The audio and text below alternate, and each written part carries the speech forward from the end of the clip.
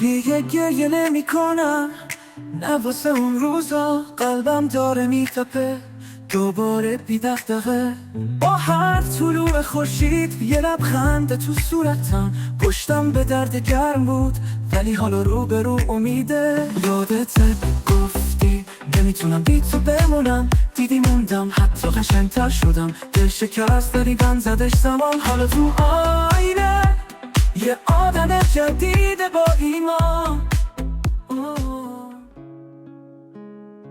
تا حالا دلت شکسته؟ اونجوری که دلت بخواد یه مدت فقط به یک نقطه خیره بشی؟ جالبه بدونی بعضیا بعد یه هفته دوباره میرن سر کار، میخندن، میدرخشن، ولی بعضیا تا ماها نمیتونن از جاشون بلند شن. حالا سوال اینه دلیلش چیه؟ اینکه یکی از رابطه جدا میشه و قوی‌تر از قبل برمیگرده و یکی دیگه میمونه توی سیاه‌چاله. امروز قراره با کمک علم روانشناسی رمز این تفاوت رو با هم کشف کنیم. قول میدم هم دلت به درد بیاد، هم یه لبخند بزنی، هم کلیات. چرا بعضیا سری بلند میشن؟ 1. سبک دلبستگی. مغزت چطور سیمکشی شده؟ نظریه جان بالبی میگه نحوه ارتباط ما با والدینمون توی بچگی یه نقشه میکشه توی مغزمون به اسم سبک دلبستگی. اگه پدر و مادرت امن و قابل اعتماد بودن، تو هم احتمالاً دلبستگی ایمن داری. یعنی بعد جدایی میگی آره دلم شکست ولی هنوز همون آدم قوی و باحالم. ولی اگه بچگیت پر از ترس از رها شدن بوده، احتمالاً دلبستگی اضطرابی داری. یعنی بعد از جدایی ذهنت اینطوری فکر میکنه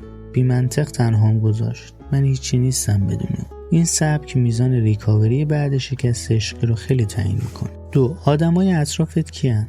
تحقیقات دانشگاه هاروارد میگه کسایی که بعد از شکست عشقی یه دوست شنوا و حامی دارن 40% سریعتر خوب میشن. یعنی اگه یه دوست داری که فقط میاد کنارت میشینه و باهات بستنی میخوره بدون اینکه نصیحتت کنه، اون از یه روان درمانگر بعضی وقتا خیلی بهتره. ولی اگه اطرافیانت بگن خودت خواستی یا ولش کن دیگه، مغزت حس میکنه تنهایی توی جزیره متروکه گیر افت. 3.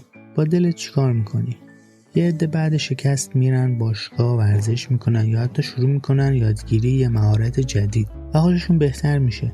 ولی یه عده دیگه میرن سمت الکل، قرص یا حتی رابطه بازگشتی. ریچارد لازاروس میگه احساسات سرکوب شده مثل مهمون ناخوندن، قایمشون میکنی توی خونه میمونن و میزنن همه چی رو خراب میکنن. پس بهتره بگی بیا بشین حرف بزنیم، نه اینکه بذاری توی کمد و قفلشون کنی. چرا بعضیا تو دل شکستگی گیر میکنن؟ 1. تروماهای قدیمی بیدار میشن. فرض کن توی بچگی پدر یا مادر ترکت کرده باشن. حالا یه جدایی جدید میتونه همون زخم رو دوباره باز کنه. بهش میگن باز تحریک تروما. یعنی درد فعلی فقط درد جدایی نیست، ترکیبی از گذشته است. حالا درمانش چیه؟ یکی از روش‌های مؤثر EMDR، یعنی با حرکت چشم مغز خاطره دردناک رو دوباره پردازش میکنه. یه دوستم بعد 6 جلسه EMDR گفت احساس میکنم باری از بچگی که روم بود بالاخره گذاشتم روی زمین. تو خودتو فقط توی رابطه تعریف میکرد. اگه همه چیه زندگی دور اون آدم میچرخید، تفریحات، دوستات، حتی آرزوات،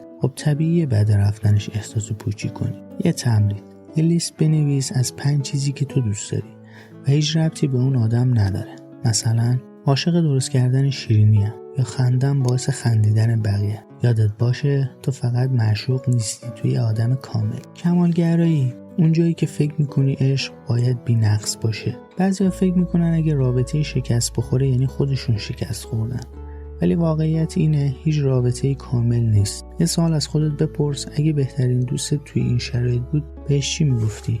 همونو به خودت بگو. چطور بلند شی و ادامه بده؟ چالش 7 روزه خودتو نجات بده. روز اول 10 دقیقه گریه کن بدون سانسور. روز دوم همه عکس‌ها، پیام‌ها و خاطره‌های دیجیتال رو حذف کن. روز سوم یه غذای خوشمزه بپز، مثلا پاستا با سس گوجه. روز چهارم 15 دقیقه پیاده روی توی طبیعت، نور آفتاب معجزه است. روز پنجم یه کتاب روانشناسی بخون، پیشنهاد عشق هرگز کافی نیست. روز ششم یه کار جدید یاد بگیر، مثلا نقاشی با آبرنگ. روز هفتم یه جایزه به خودت بده، یه گل، یه فیلم خوب، یه قهوه با خودت. اگه دیدی نمیشه کمک حرفه‌ای بگیر. اگه بعد از 3 ماه هنوز نمیتونی بخوابی، غذا بخوری یا شاید بخندی، شاید دچار افسردگی پس از جدایی شدی. اینجا دیگه وقتشه بری سراغ یه روانشناس کمک گرفتن. یعنی تو اهمیت میدی به خودت و این یعنی قوی بودن، نه ضعیف. شکست عشقی پایان دنیا نیست، شروع یه فصل جدیده. درسته دردناکه، ولی میتونه تبدیل بشه به جرقه‌ای برای رشد. پس به خودت فرصت بده، مهربون باش، از دردت فرار نکن، باش حرف و یادت نره توی رابطه رو از دست دادی، نه ارزش خودت. تجربه خودت رو توی کامنت ها بنویس، شاید حرف تو چراغ راه کسی دیگه بده. سابسکرایب یادت نره، چون این تازه اول. اراده.